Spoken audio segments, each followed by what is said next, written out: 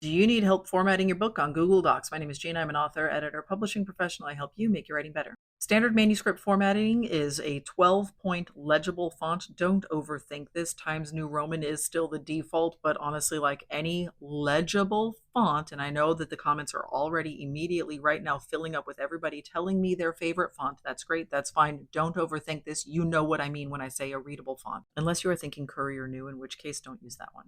So it is a 12-point legible font, double spaced, 1 inch margins all around with a ½ inch tab at the beginning of each paragraph. Now, if you have already sent your manuscript off and you didn't have a tab on the paragraphs or you've got an extra space in between paragraphs, everything's going to be okay. As long as the manuscript is readable, everything is going to be fine. When agents ask for the first 10 pages of your manuscript, they're going to assume that the manuscript was formatted in the way that I described. So this is going to be somewhere in the neighborhood of 3,000-ish words, depending on how much dialogue is on the page and how often you deploy the single sentence paragraph.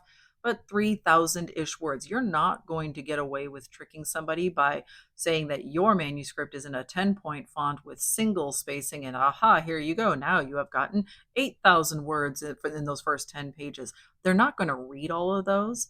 You're not going to trick anybody into reading more than twice as much as they wanted to read in the first place. If you can use the heading formats for your chapter titles or chapter numbers, that can be very helpful. It creates a navigable pane on the side of your manuscript. And that can be helpful when they are, because that imports over to an e reader as well. And that makes things easier to move around when they are making editorial notes.